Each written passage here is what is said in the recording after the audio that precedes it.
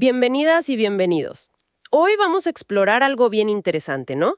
Cómo una decisión política en Argentina, esto de suspender las elecciones primarias, las PASO. Las famosas PASO. Exacto. Está generando como un efecto dominó, bastante llamativo en un sector muy específico, la publicidad en la vía pública. Ajá. Tenemos un artículo de Forbes Argentina que lo analiza en detalle.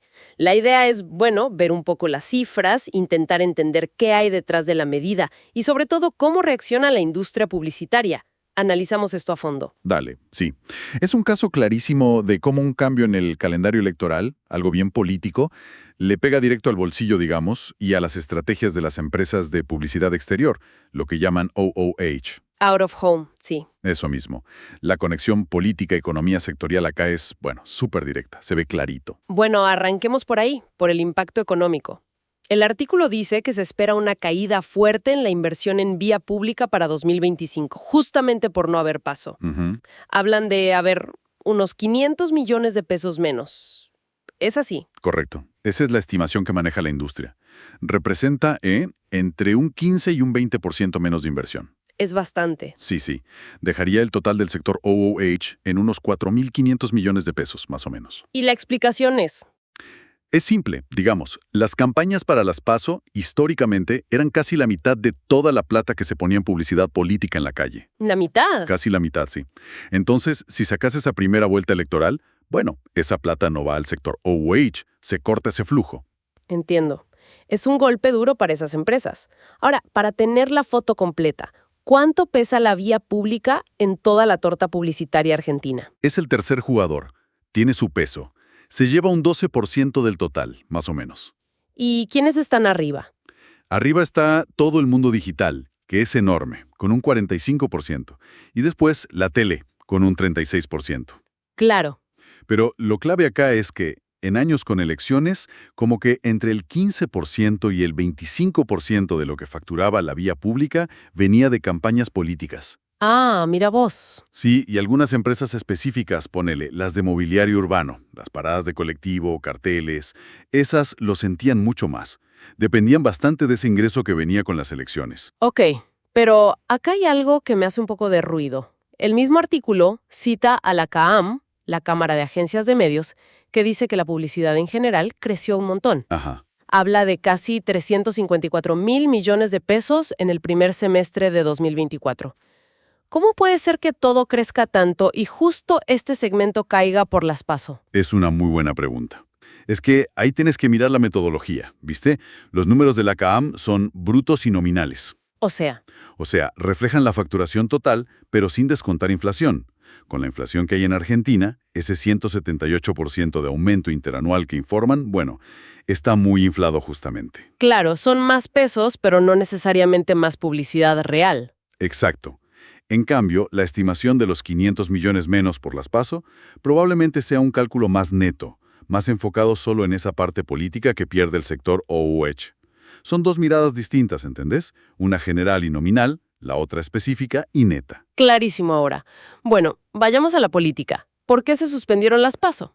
Lo que se dijo oficialmente fue por austeridad, ¿no? Para ahorrar. Sí, ese fue el argumento principal, digamos. Reducir el gasto electoral. Se mencionó un informe que calculaba el costo de las elecciones en unos 331.000 millones de pesos por proceso. ¿Qué es entre un 0,05 y 0,08% del PBI? Leí. Exacto. Ese es el argumento del ahorro. Pero bueno, el artículo también recoge otras lecturas, ¿no? Análisis que sugieren que esto también le da al gobierno como... Una ventana.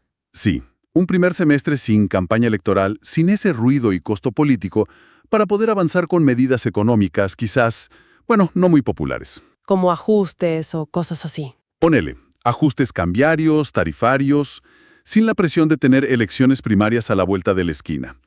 Ojo, no afirmamos que sea así, pero es una interpretación que circula en el análisis. Entendido. Es una doble lectura entonces.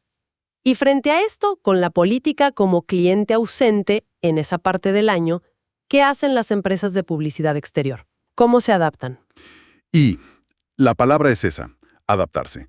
Tienen que salir a buscar cómo compensar esa facturación que no va a estar. ¿Y qué se menciona? Varias cosas. Por un lado, diversificar clientes. Ir a buscar más fuerte a sectores que ya invierten, como las telcos, Telecomunicaciones, claro. sí, telecentro, telecom o entretenimiento, tipo Netflix, ¿viste? Que ya pusieron bastante plata en 2024. También el retail. Buscar otros bolsillos. Exacto. Y por otro lado, algo que ya venía pasando, pero esto quizás lo acelera, la digitalización. Las pantallas digitales en la calle. Tal cual. Apostar fuerte a eso. Te permite otros formatos, más dinámicos, segmentar mejor. Ya trae otro tipo de presupuestos, a veces más ligados a lo digital que a la vía pública tradicional. De hecho, a nivel global, se espera que el out-of digital crezca como un 17%. Entonces, lo que vemos es un ejemplo súper claro de cómo una decisión política, con sus razones fiscales y quizá estratégicas, le pega de lleno a la economía de un sector. Totalmente. Y lo obliga a moverse rápido, a cambiar. La suspensión de las PASO no es solo un título en el diario. Son, bueno, cientos de millones de pesos que no van a circular por ahí. Exactamente. Y la respuesta es esa: diversificar y meterle a la tecnología digital. La recuperación total de esa parte del mercado, bueno, dependerá de cómo siga la economía en general y de qué pase con las elecciones a futuro, ¿no? Y queda picando una pregunta, ¿no? Si esta ventana sin elecciones sirve para aplicar ciertas políticas, ¿qué tan estable es eso, con la volatilidad que hay siempre? Y más allá de la publicidad, ¿qué otros sectores, quizá menos obvios, pueden estar sintiendo efectos parecidos por estos cambios en los tiempos políticos? Es un buen punto para seguir mirando, sin duda, cómo los calendarios políticos mueven otras fichas en la economía.